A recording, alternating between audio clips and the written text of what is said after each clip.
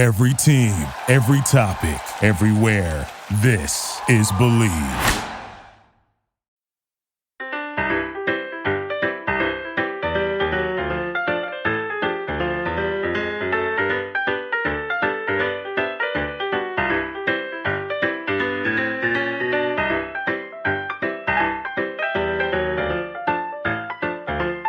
Hello, everyone, in podcast listening land.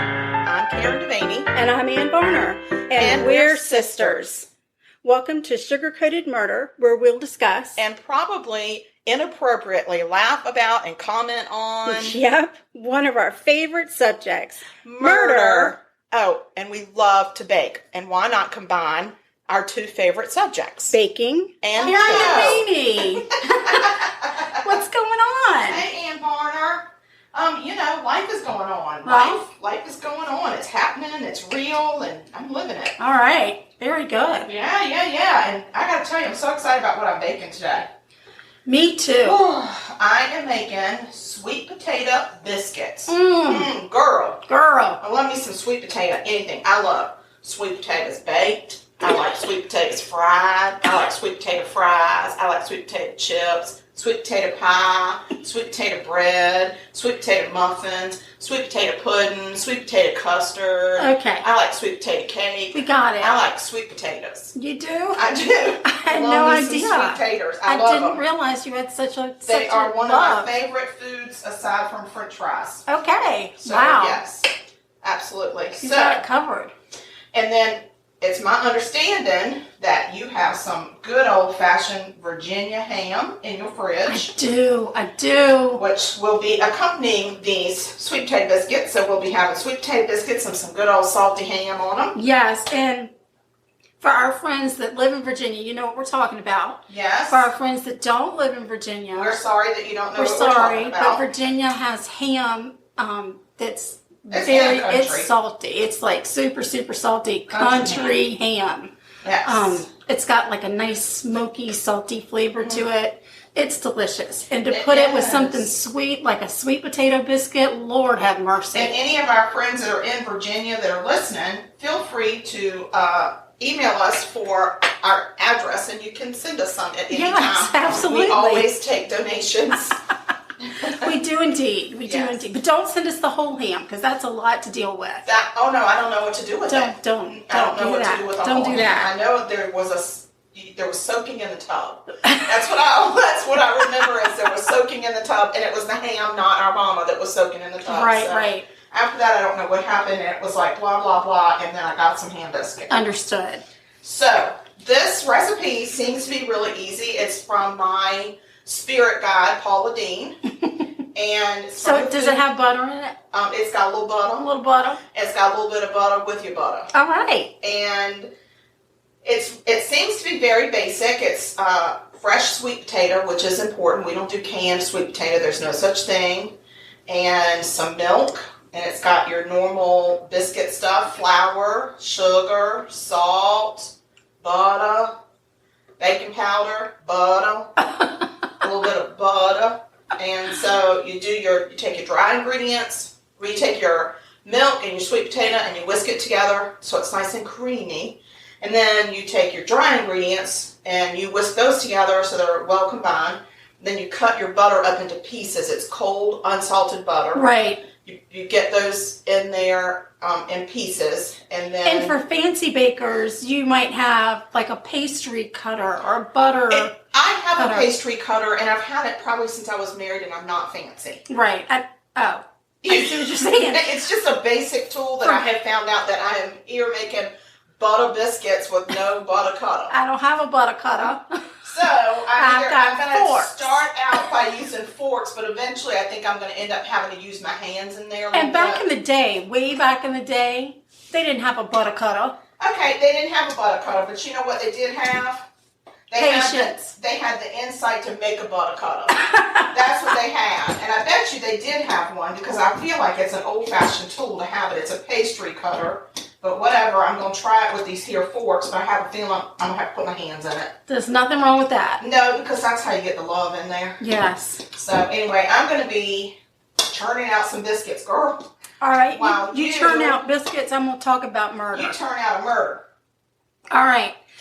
What I have here is the murder of Christy Marick. Christy was a 25-year-old school teacher. She taught 6th grade in Lancaster, Pennsylvania. On December 20th, she spoke to her friends and family and told them how excited she was to give each one of her 6th graders a book. I was married in Lancaster, Pennsylvania. I remember. In 1989. It was lovely. I lived there for a minute. Yes, yes you did. It was beautiful. Were you there in 1992? I was not there in 92. Good, because that was a bad time. Yeah, I had already gone, left there, and had my baby by then. Right. So I was then somewhere not there. Right.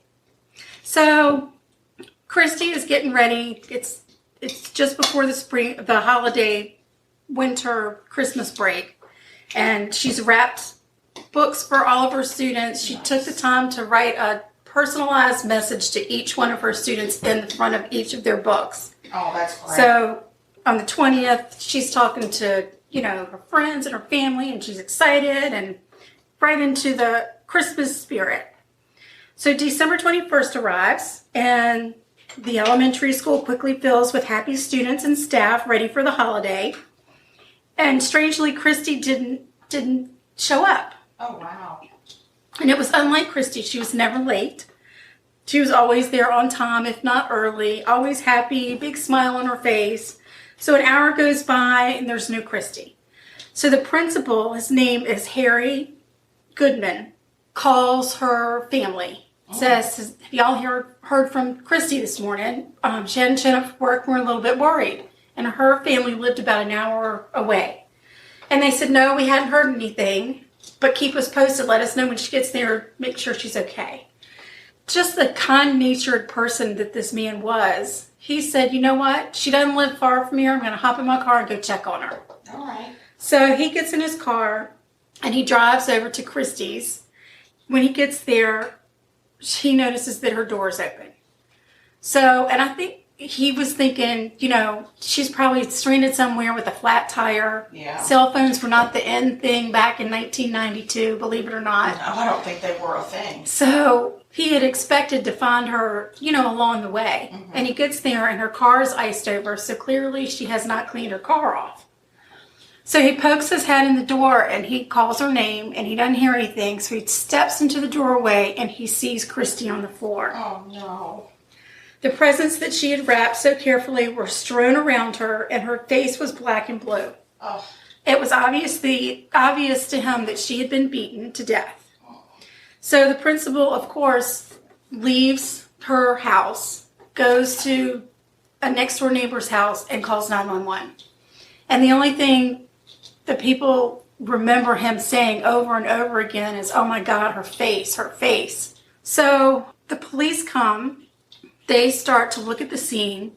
They see that Christy has been beaten, raped, and strangled to death with her own sweater. Oh, gosh. She'd been beaten so badly that she was beyond recognition.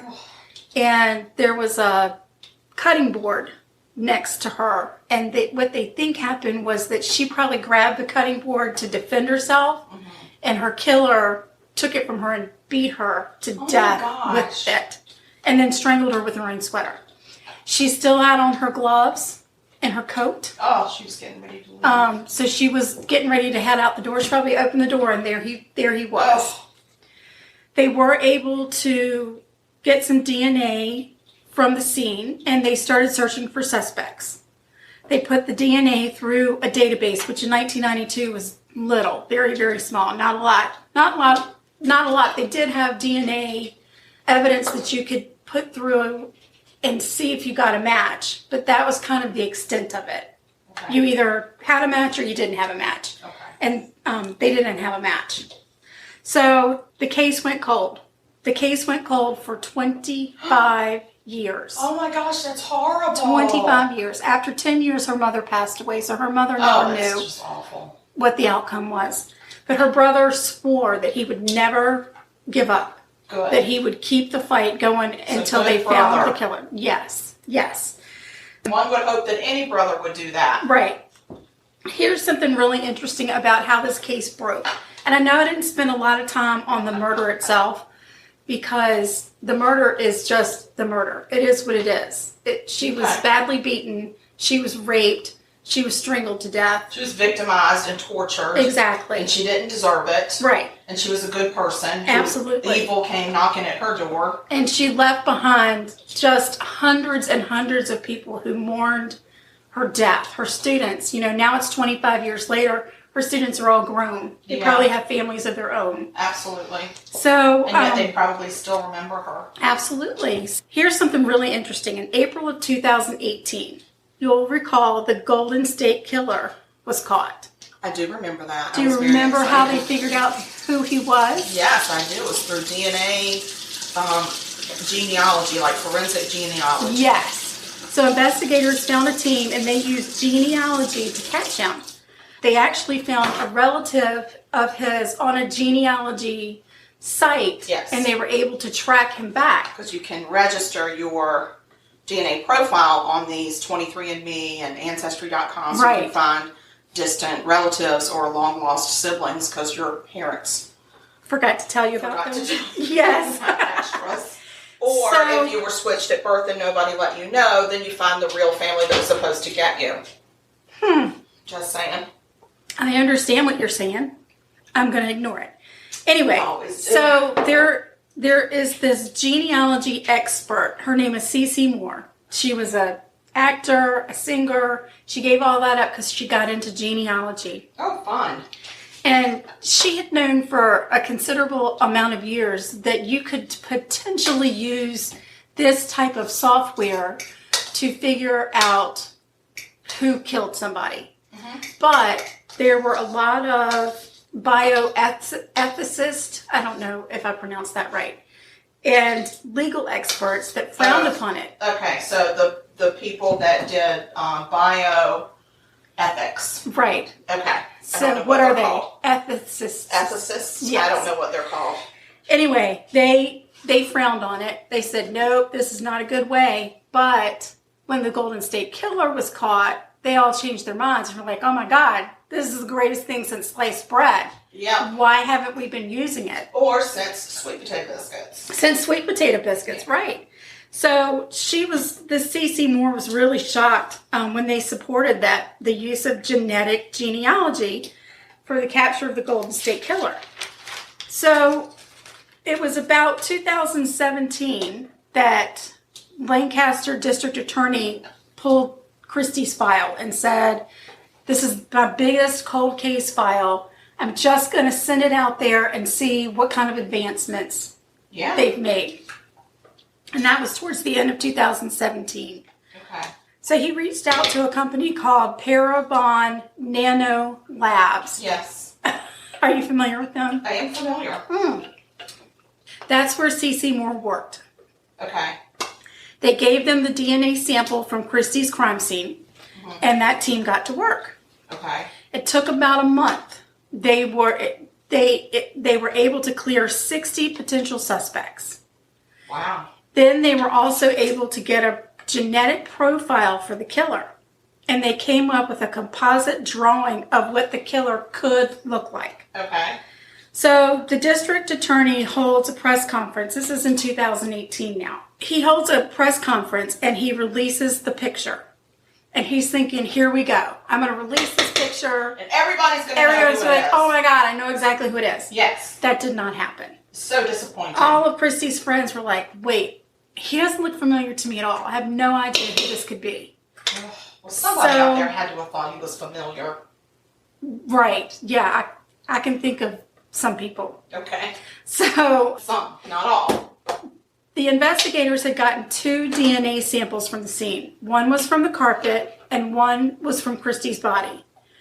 They make sure that Parabon has both samples and they take it, and with Cece Moore, they are able to create a data file. So they take this data file and they submit it to a genealogy website called GEDmatch. Okay. Or it's GED match. Yeah. I had to take a little break because I got a dry throat. So I took a sip of water and now we're back on it. Okay, so they created the data file They submitted it to the genealogy website, Okay. and bam, they got a hit. Oh, nice. They got a freaking hit. Nice. 25 years later, they have a hit. They find the killer's grandparents, Wow. cousins. The Cece Moore, she is absolutely amazing. She literally builds the killer's family tree upside down. Nice. She narrows down the killer to this one family in Lancaster, Pennsylvania. Okay. She knows that they're of Northern European descent, Uh-huh. and she knows that the killer is related to this family, but she needs to keep digging because she's not 100% sure how they're related. All right. She notices in some of the information they got back that this family is part Puerto Rican. So she keeps digging, and somehow, I don't know how she did this, but somehow she finds a wedding announcement for a member of this family. Oh my gosh. It lists the father's name, Uh-huh. and that name comes from Latin American descent. Okay.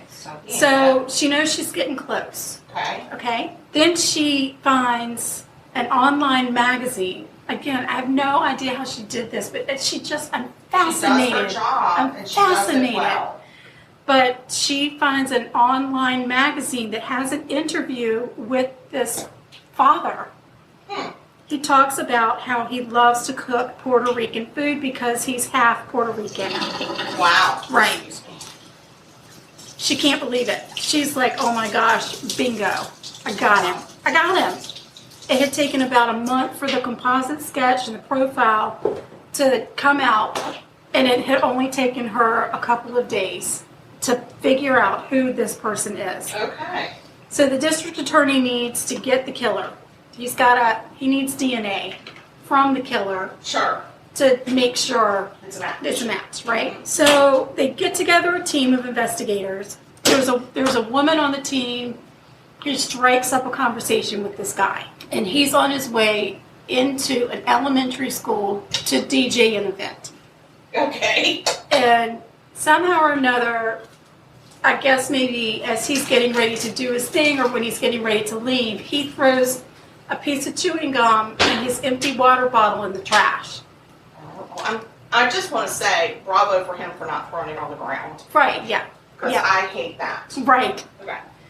Thank goodness he's so conscious about the environment Yes. as opposed to human life. Okay. You gotta take your credits where you can get them, girl. This team goes into the trash, they pull out the gum, they pull out the bottle, Uh-huh. and they rush it to the crime lab, and the crime lab gets to work. Nice. Get it, girl, get it. I know, they're on it. They're like, holy crap. After 25 years, the police have their man. Woohoo! They issue an arrest warrant and go to pick him up. Unfortunately, he's on vacation. He and his family Well, of course they are. are traveling across the United States, having a bully good time. A bullet good time. Am I turning these biscuits out right here on my workspace? Yeah, that would be the best idea. That's fine. Since I don't have like an island, A biscuit I cart. don't have a biscuit cart where you can take care of all your stuff. It's a very hands-on experience here at my house. It's a DIY. It's not. If y'all out there in listening land are thinking we're in some gourmet kitchen, that is not what's happening. No. It is a very small kitchen, but it is filled with love. Oh, so much love. All right, so this jackass has been living in the same community that Christy lived in all this time in plain sight. No way! He had gotten married 4 times, actually, Oh my gosh. Well, he's a professional. had children, and had a great career. Oh, nice for him. He murdered Christy, walked out her door, and picked up as though nothing had happened. What is his ever? As a matter of fact, he left Christy's house and went to his fiance's house. Nuh-uh. 4 days later, he celebrated Christmas, and just a few months later, he got married. What a jackass. Yes, can you believe it? But he never did anything else. He never committed another crime. He was one and done kind of One guy. and done. He didn't This have to sell asshole's a name phone. is Raymond Rowe, Raymond Rowe. You're an idiot. and he worked professionally as a DJ DJ named DJ Freeze. Okay. So, wait a minute. Right. Are you Wiki, saying... wiki, wiki. DJ Freeze. Wiki, wiki, wiki. Okay, but what I'm saying is that's his main job. And Yeah. 4 people have married him. Not that I think DJing is a bad job, but can you support a family on it? Yeah. In Lancaster, Pennsylvania. Well, evidently, he worked at this chameleon club in Lancaster, Pennsylvania. It was very... Come, chameleon. Okay. Is that the one? Is that the right song? No. Wait, what is it? I think it's Karma. Karma Chameleon. Oh, crap. Yeah, but if you want to Karma Chameleon... Karma, chameleon. No, it's just not working. Is it Carve a Chameleon? No. It's a chameleon. Yes. And Boy George sang it. Right, but there's also a club Okay. in Pennsylvania. And this guy had evidently DJ'd some events for Paris Hilton, something where Sting was there, something where the Eagles were there. So evidently he's like, he's the guy in town you go to for DJing your party. No, it's not. And he did it. That's what he was doing when murderous DJ. He is a murderous DJ. So evidently, the night before Christy was murdered, she and her friends had been out to a club, and he was DJing there. Oh. Right. And he lived close to her house. He actually had to pass her house on the way to work. He worked in a warehouse during the day. And Exactly, during the day. did his DJing thing Exactly. back in the 90s. Or. Back in the 90s. But then he turned the DJ thing into a career. Anyway. Anywho. Other than that, there was no connection between the two of them. So she was so random. Did he stalk her the night before? Well, here's what some of her friends said in an interview that I watched on Dateline. Okay. It was an episode called Facing the Music. Ooh, They that's a good said catchy that name. a couple months before the murder, that Christy thought Christy and her roommate thought that they had a peeping Tom. Ew. And they saw him in the window, and they all chased after him but never caught him. So the friend is like, maybe this was him, and he was stalking her, and we just didn't realize that's what was happening. Yeah, because if she was a regular at that club, then, if he was a regular DJ at that club, then maybe he was. And there was such a tight time frame for when this happened, because her roommate left the house to go to work. Let me look at my notes. It was at 7:30. Okay. That principal, Mr. Goodman, arrived at the house. It was like 9 o'clock. So it was like a really tight it's time like frame. He was watching to see when the roommate went to work. Right. So And I'm sure he took care of all of that, and then he went to his job and just carried on with his life. Yeah, he did. He did. Well, no more will he do that. In January of 2019, DJ Freeze pled guilty to murder and rape. Oh, gosh. Yeah. He pled guilty. Yeah. He said, I done did it. In exchange for his plea, he got a life sentence. In court, he gave no explanation. He simply apologized to Christy's family. Apology not accepted. Right. Too little too late. Thank you. So here's some really interesting facts about this DNA match.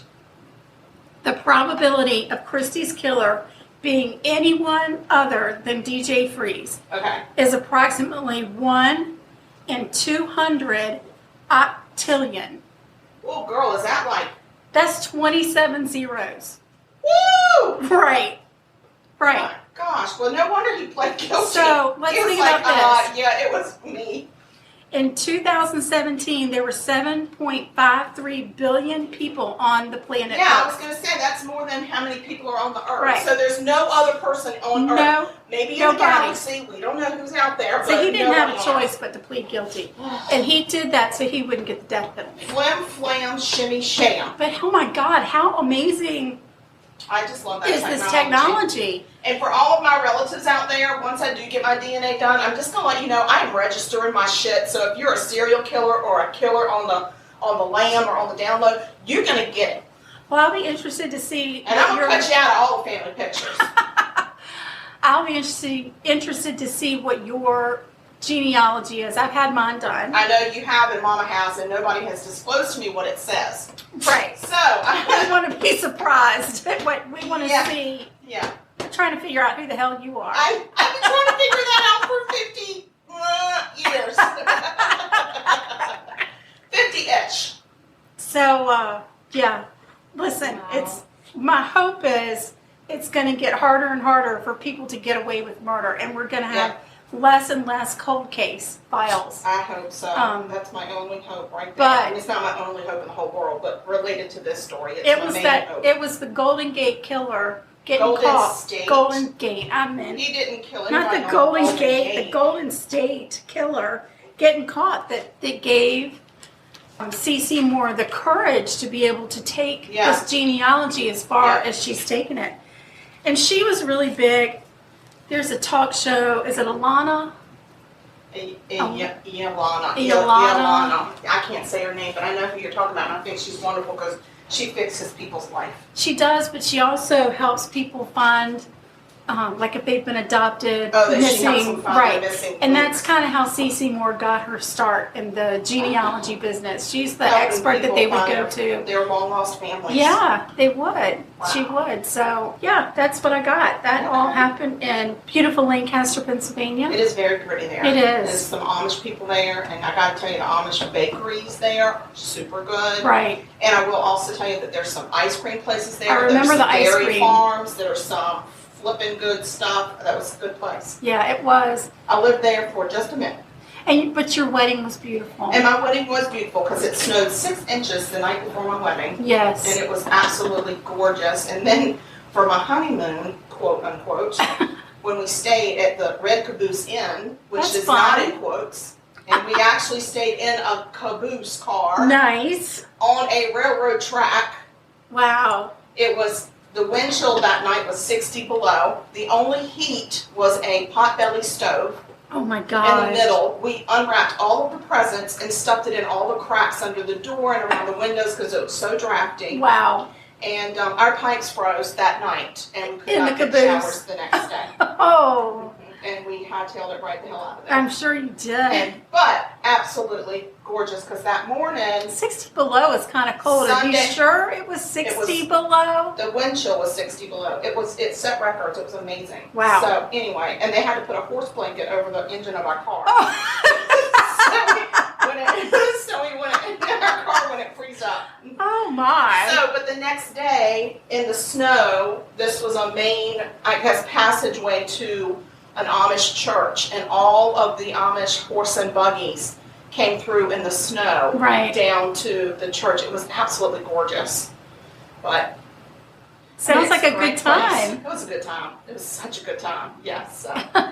Well, there you go. There's your murder. That's it. That's my murder. So And I've got my first talking pan about of biscuits getting ready to go into the oven. All right, here we go. I know. And then I don't know why I agreed to do this because you know I don't like to get my hands messy. You're all right. But I mean, the sweet potatoes, this smells so good that it smells like butter on top of butter. Oh my goodness. So anyway, so we're going to take a break and switch places, and then Annie is going to finish the biscuits. Lucky me. Yeah. She gets one pan in. The ham still has to be cooked, and more biscuits have to be made. Okay, let me just say, you need to start stringing out your murders a little longer when I'm baking them. Oh. That's right, girl. I understand what you're Maybe saying. it's because you are a fast talker. Well, I have to remember to slow it down. You gotta slow. I'm gonna slow it down. And no need to enunciate like that. Don't smart talk me, You can lady. put on your NPR voice. I'll put my NPR voice on, and we'll talk about fuzzy sweaters. sweaty balls. We're not going to talk about sweaty balls. We're going to take a break. Goodbye. All right, girl, we're back. We're back. And Ann Varner is now in the kitchen, and she is buttering another pan, and she's going to turn out some more biscuits. Yes, I am. And she's going to get that ham warmed up for us. She put a couple slices in the little skillet with a little butter, because ain't nothing wrong with a little butter. It makes your skin look so pretty. It does, and I use unsalted butter. Yes. Yes. There's plenty of salt in our ham. We don't need to use salted butter. Lord, no, we'll be dry as a salt lick. Okay, so it's time for my murder. Let's hear it. Yeah. What you got? My murder happens in Alaska. Alaska. The home of the Forever Snowman. I don't know. The Eternal Snowman. I don't know what their motto is there, but I feel like it should have something to do with Eternal Snowman. Okay. Because it sounds romantic. Okay. And I think it's cold there all the time. I think you might be right. Okay. So, oh my gosh, I love it when I'm right. I'm just going to keep going then. I said might be. I know, but I like it when I might be right too. Okay. Okay, so this is 1993. And we're going to talk about Sophie Sergie. Okay. She's a 20-year-old girl. She's Native Alaskan from a rural village of Pitkas Point. Okay. Okay. Pitkas Point.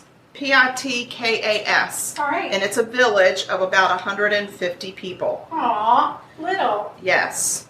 She enrolled in the University of Alaska Fairbanks, which I will now refer to as UAF. UAF. Not United States Air Force. Right. University of Alaska Fairbanks. Okay. Okay. She enrolled in 1990. She was on a full scholarship to study marine biology. Fun. Yes. Like I said, her village of Pitkas Point had a population of 150 people. She was their rising star. I'm sure. Wow. Yep. UAF is 525 miles away from her village. Oh my gosh, that's a long commute. She didn't commute. She's not a commuter. But for us, it seems like, that's a really long ways. But for them, because Alaska is so remote, it's not unusual. Right. They usually take a plane somewhere. Right. She did. She took a plane. Yeah. And if you think about it, it's 525 miles, but it was still in Alaska, and she was in Alaska. Right. So, it's just very remote. It is. I watch Live PD Alaska. Me too. Alaska PD. Alaska PD. Me too. I love it. Love it. Me too. She had been a student there, but she had taken some time off from UAF. She got braces. Oh. And she took some time off to get her braces and to go home and make some money. Because braces are expensive. And she wanted to pay for them herself. Even if you have insurance. Yes, and she wanted to pay for them herself because her parents were not well off. Right. That's nice. Responsible. While she was off from college, she worked in her village as a teacher's aide. And she also worked as a clerk. And I'm thinking it was like a retail clerk somewhere. Okay. But I'm not sure where. Okay, so April 24th, 1993, Sophie flies into Fairbanks for a dental appointment, and she decided, while I'm here, I'm going to go to the library, work on some of my school stuff, and also go visit one of her friends at the campus of UAF. And and this friend of hers lived in a dorm called Bartlett Hall. Bartlett Hall. Yes. So it was a pretty small college, and they had some violence against females that had risen recently. Oh, no. Most people did feel safe because it was a small campus, but there had been cuts in the campus security because of budget cuts. Oh, gosh. Mainly they cut the security people that worked at the front desk of the dorms to sign people in and out of the dorms. Right. And also, recently, there had been a drunk man found wandering in one of the female bathrooms. Oh, gosh. So this was, it was a co-ed dorm, but the way they had it set up was there was a female floor and a male floor, a female floor and a male floor. I think it was 8 stories. Right. So every other one was male and female. They didn't have them intermingled, which I appreciate. That's just tacky. You just throw all those college kids together. So she flies in. And she goes to see her friend, and on April 25th in the evening, Sophie and her friend watch a movie in the dorm room. Sophie goes to get a shower, or she went out to smoke, and then she came in, she got a shower, and then Sophie left again. She left the room again, and she said, I'm going to go smoke again. And the girl said, well, you should smoke in the bathroom and blow it out the vent because it's really too cold to stand out there. Oh. While Sophie was gone, the friend's boyfriend came over, and then the friend left a note to Sophie saying that she was going to spend the night with her boyfriend. She'd see her in the morning. Well, that sucks. She went to visit her friend, and then her friend ditched her for her boyfriend? So the boyfriend lived in the dorm, I think, but just not on their floor. So Sophie went downstairs to smoke in front of the dorms. They know she was out there because there were friends out there that Sophie knew, and they actually snapped a picture of Sophie happy and dancing, and all seemed very normal. Aww. Yeah, that picture that was captured of Sophie so alive and carefree was the last picture that we will have of Sophie. Oh no. April 26th, normal day at UAF. Students are taking finals, packing up to go home for the summer. They get off early. Yeah.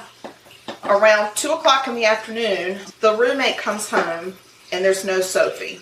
And she didn't really think anything of it. You know how college kids are. Yeah, I do. Yeah, okay. So around 2 o'clock in the afternoon, a janitor went into the second floor bathroom. It was like a hall bathroom that was like everybody used to that bathroom. And it was in that dorm. And there was a separate room off of the main bathroom that just was kind of sectioned off, and it had a bathtub in it. Oh. He entered in there. He was cleaning the bathrooms. Right. And he entered in there and then ran away screaming. Oh no. What he found was Sophie laid out in a bloody bathtub. Her pants were around her ankles. Oh no. It was obvious she had been raped. She had been stabbed, shot, and they called the police. And what they found was she had been stabbed several times in the face. Oh my gosh. And shot in the back of the head. Oh man. Yeah. The time of death was estimated to be between 1 a.m. and 5 a.m. Wow. So they start interviewing students from that dorm, but they only interviewed students on that floor, and they didn't go room to room to search the dorm. Why? I don't know. No one reported hearing the gunshot. Oh. Now you would think in a bathroom it would echo. Echo, yeah. So the investigation was problematic from the beginning because of the students leaving for the summer. Lots of kids had packed up and gone to class, and then they were leaving right after class. So they didn't get to contact all of the students that were in the dorm at that time. Right. Due to the crime scene clues and the different interviews, they surmised that Sophie was killed in the bathroom on the second floor. So they concentrated only on the people that lived on that floor. Was this a misjudgment? I don't know. I mean, was it? Should they have gone maybe room to room and searched the whole? I mean, it's 8 floors of kids. It's 8 floors of kids, and you also have to remember that these towns in Alaska they have a small police force. Very small. So very small. It's not like they've got a huge police force where they can send all these people in to go ask questions for. You know, they have to work with what they have. Maybe You're exactly right. Have the manpower. So what they could gather was Sophie had no boyfriends, no stalkers, no enemies, and they did not think that she knew her killer. They think the killer is a student from UAF or somebody who would be familiar with the dorms, which would be a student or an ex-student. There was DNA recovered from the scene. That's promising. Yes, but there was no murder weapon found. Nothing found at the murder scene as far as what she was stabbed with, nothing. Back to the police. The police, it was an 8-floor dorm. They did not search room to room. Could they have missed other evidence or a chance to maybe run into the killer? I don't know. Being that each floor was female and each floor was male, maybe they could have at least gone to the male floors. Right, something. Unfortunately, the case very quickly went cold. So I'm going to talk for a minute about Sophie's friend Shirley. This is the one she came to visit that ditched her for the boyfriend. Yeah, and she didn't ditch her. She was just going to spend the night. I'm sure she wanted a little slap and tickle. She thought at least she didn't do it in the room with Sophie. She was at least courteous enough to do that. The guy was probably in the same dorm. She wasn't far away. And this was probably behavior that was not unusual for a college student. All right. She said when she returned to the dorm the next day, she found the dorm room unlocked and Sophie gone. At first, she was very irritated. She figured maybe Sophie was taking a long shower and had not bothered to lock the door. So Shirley left for class, and then came back after class, and upon her second return, she realized Sophie had never slept in the bed. Oh. So she started to wonder what happened, and she was worried. She even called the orthodontist where Sophie was supposed to go to see if Sophie had been there for her appointment. Oh. And the orthodontist said she had missed the appointment. Oh, no. The crime scene did yield some fibers, some hair, and some semen. Oh. And it was preserved very carefully. So that was good. And even though the case went cold, it was never off the minds of the investigators. So as the DNA technology developed, they revisited evidence and submitted everything for processing and searched through databases and everything. So in 2007, Alaska State Troopers cold case unit began reviewing Sophie's case. So I think in 2005 is when they built this cold case unit, and it was mainly retired cops that came back to work the cold cases. All right. They re-interviewed witnesses, they combed through evidence and notes. They even went to an independent forensic examiner, and they brought him in. He questioned the position of thinking that Sophie was killed in the bathroom. Right. Because nobody heard The gunshot. And since they focused on second floor residents, could someone on a different floor have heard the gunshot or seen something suspicious, and they just never talked to that person? Right. Yeah, I mean, that's a good question. Yep. So this meant that they needed to go back and use a 1993 roster for the dorms and try to track down all of the people that lived in the dorms in 1993. Oh, wow. Right. And at that point, they found out that, A, they didn't have a log for visitors anymore. Right, because they had cut the staff. Yep, people were coming and going. They weren't having to sign in and out of their dorm anymore. And they also found out that even though kids were assigned a particular room, during the year they were allowed to switch rooms. Oh, wow. And it wasn't recorded. So not the best practice. they really were up against a wall. The forensic side, so they consulted with a forensic psychologist, and the forensic psychologist said that Sophie's rapist had planned this attack and would eventually rape again. Oh, wow. So, in 2009, there was an interview with one of the Alaska State Troopers who recalled how complex and impossible the scene was because of all the heavy foot traffic in and out of the dorm and in and out of the bathroom where she was killed. It turns out that they didn't secure the bathroom, and they had close to 50 students who came in and out of the bathroom to see the body. Oh my goodness. Yeah, so they had people walking through the crime scene. Wow. Again, it's that manpower. Yeah, it really, it's just horrible. Yeah. So they found out that visitors and residents and anyone had access through many doors of entry, staircases, elevators, and it was just, the crime scene really was just too big. It was too big, and it was too late. At that point, Crime Stoppers of Fairbanks offered a $20,000 reward. Oh, that's a good solid reward. Yes. Money talks. Yeah, it does. It does. They also said at that point that one of the problems with the case that they were having was in 1994, Sophie's mother sued the University of Alaska for $4 million for poor security that did not keep her daughter safe. I get it. And according to the state trooper that was interviewed, this hampered the investigation because the state was forced to release critical information that they had wanted to withhold from the public, and now it was not being withheld from the public. Right. It was actually just put into like a court record. Right. So they said that was a hindrance. Many profilers worked on this case to try to solve it. They said that as far as Sophie goes, she was a low-risk victim. She had no boyfriend, no known enemies. She was not promiscuous. She did not hang out in bars. They think that she was probably just a victim of convenience. And she was not personally targeted. She just was in the wrong place at the wrong time, which I hate that. I do too. The profilers also said about the killer that he hated women and he had acted his rage on Sophie because she was a convenient target. But that he had planned an attack, just not an attack specifically on Sophie. Oh, wow. They said that he probably left University of Alaska and probably left Fairbanks at that point after the killing. And they also think that it was, at the time, a current or former student at that time. So we've still got people working on it. Well, that's good news. I'm glad that Yes. it hasn't completely gone. Yeah. 2015, due to budget constraints, the cold case unit is shut down. Oh, no. I know. It's just so sad. And it makes me want to say, I'll go work.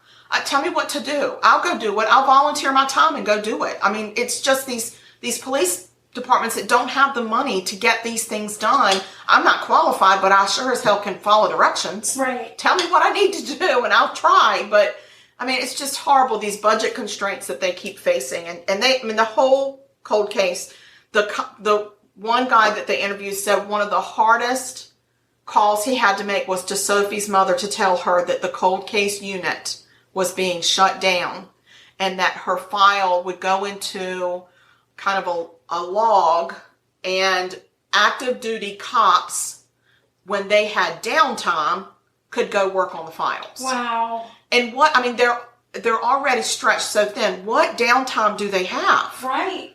Yeah. So it's just unfair. I'm going to backtrack because in 2010, they did go through and re-interview some Bartlett Hall students at the time. Right. And they talked to a male student.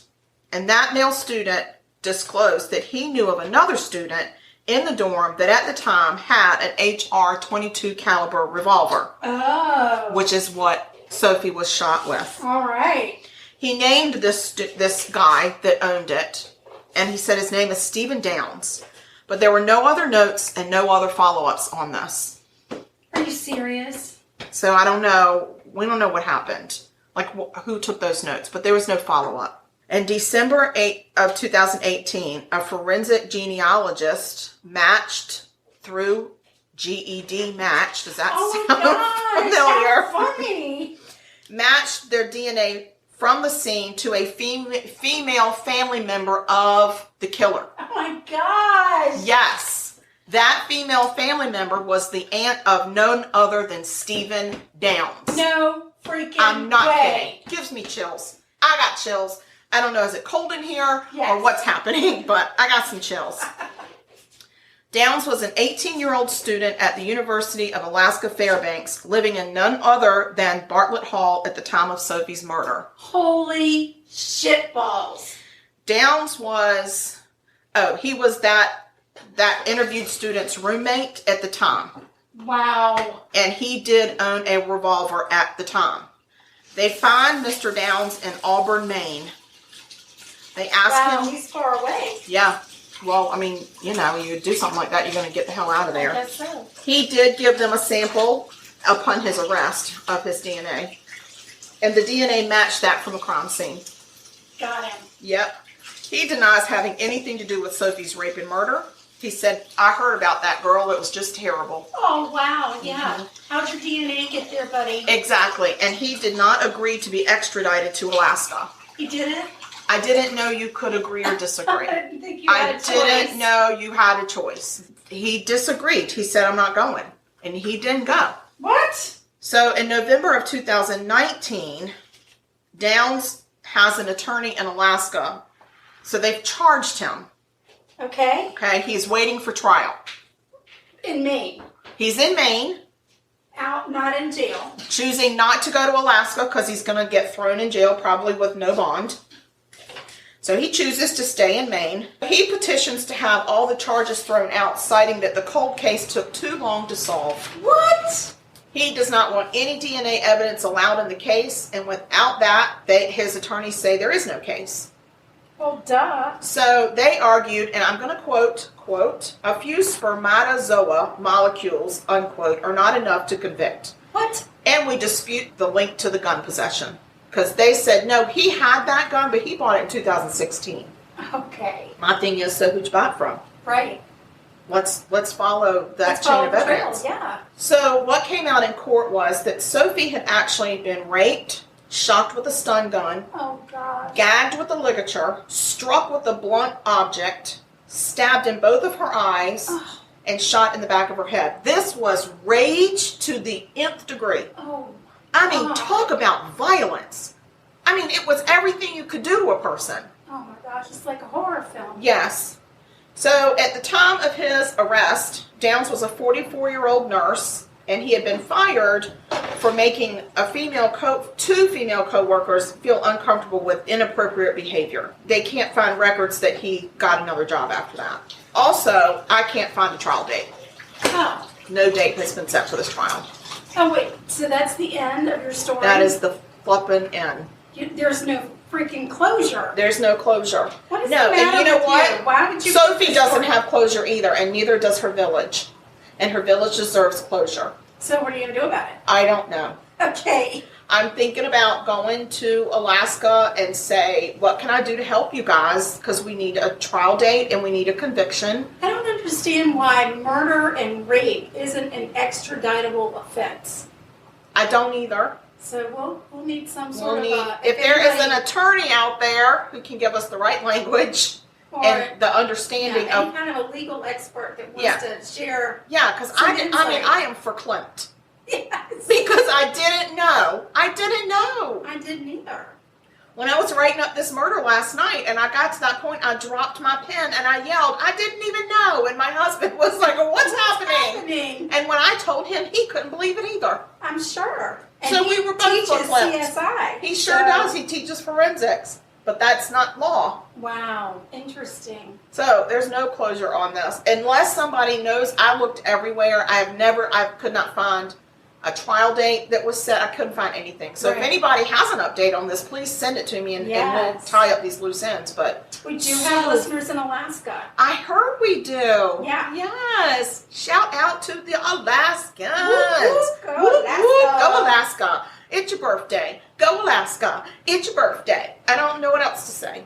Let's see some northern lights. Oh my God, you're so right. And some Kodiak bears. Oh, I don't want to see those as much as I would like to see some whales. Or a polar bear. That'd be fun from a distance. Yeah, I'm not saying I'm going to ride up on it.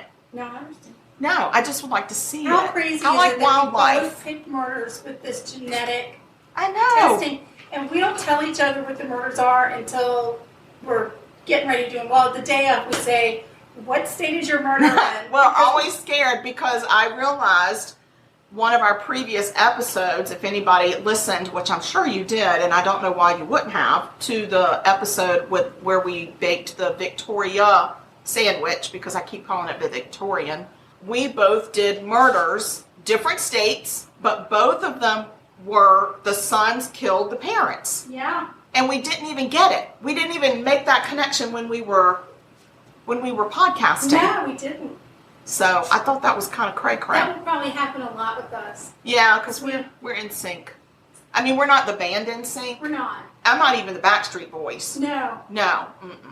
But, I mean, I do like their music. And we have been known to show up wearing the same outfit, the same colors of outfit. It's crazy. It's a little weird and creepy. So it only makes sense that we would do similar murders. Yes, because we have similar interests. This genetic thing is just, it's going to blow the roof off of. I hope so. I hope so. We just have to figure out why this guy. I got to figure out this extradition can hang crap. out and live in Maine. Yeah. Well, let's keep chatting about it, and I'm going to just figure out, is it. Maybe they don't have enough evidence to extradite him, or I don't know. I don't know. I'm going to just say, is extradition voluntary? Right. Is extradition.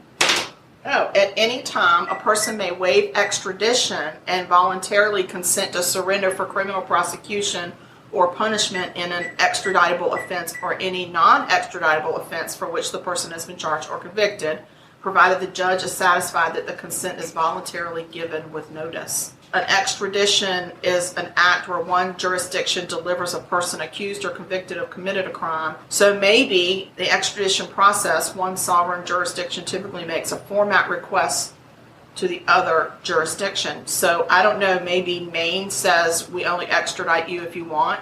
I guess. I mean, once he's charged, he can be prosecuted and convicted. And once he's convicted, I think you don't have a choice. Right. Now, I know it's different for countries, right. But I just felt like we're one sovereign United States. Right. I thought we all were united in this extradition situation. Yeah. It's very perplexing. I had no idea it was a voluntary situation. Well, I certainly hope that there's resolution.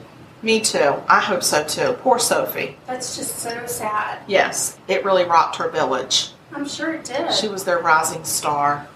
I'm sure it did. So anyway, I smelled something that smells real good. I'm super sad, so I'm going to eat. I'm going to make myself feel I better. know. I'm going to make myself feel better by gorging myself on sweet potato biscuits. Yes. Should I take a break and then we'll get them prepared? No, I can scan one right over the counter. Are you kidding me? They're ready? Yeah, some of them are ready. Holy flippin' moly. I'm so excited. They are a little thinner than what I expected, but who So cares? put one on top of the other. I know, sandwich those things together. We'll have a sweet tater sandwich. All right, here you go. I'm excited. I hope y'all can smell this through the microphone. I'm going to wait for you to get yours in your I know. mouth. They smell so good. This country ham, Lord of mercy. Yes, indeed. I love some Virginia ham. Me too. And I love it. surprisingly, it's very hard to find outside of Virginia. Yeah, who knew? I had no idea. All right, let's do Here it. we go. 1, 2, 3. Uh-huh. Oh, wow. That's real good. That's delicious. All right, y'all, we're not going to eat in your face, but you can email us for the recipe. Yes, at murder.sugarcoated@gmail.com. Yes, and let us know if you have a murder that you want us to talk about. Let us know if you want any of these wonderful recipes that we keep making and eating, and our doctors are going to have a real problem with it. But I don't care. I don't care. I'm living my best life. That's what I tell my doctor.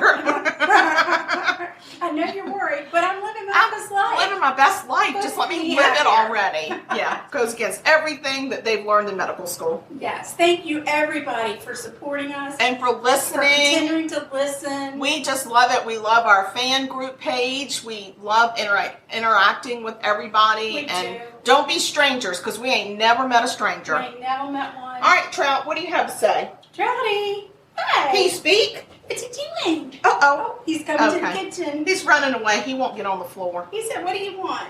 Oh, All right. He's getting a treat. Y'all stay sweet, okay? Have a great week. Bye now. Bye.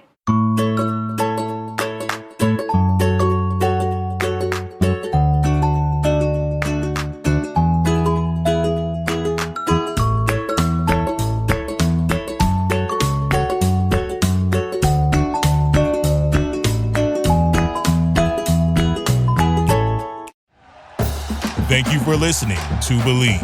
You can show support to your host by subscribing to the show and giving us a 5-star rating on your preferred platform. Check us out at Believe.com and search for BLEAV on YouTube. Jake Knapp is the inventor of the Design Sprint and the New York Times bestselling author of the book Sprint. He's also the co-founder of Character, a venture fund for early-stage startups. How and why did you start using Miro? I came from this position of thinking, I don't want to be doing stuff online, to thinking now when I do a sprint in person with a company, it's like, we're going to use Miro, even though we're all in the same room, because that's a better way for us to get this work done. As an investor, we're basically investing in their ability to solve problems. We're saying, we think this group of people is going to be able to solve a problem in a really great way and create value by doing it. And actually, you need to give people the tools that can help them make decisions, help them collaborate, help them visualize and see things in a different way. And Miro does all those things. So to me, at least as an investor, I'm thinking, give the team the tools that are going to help them think, that are going to make the most, brighten their skills as smart folks. And Miro is at the top of that list for me.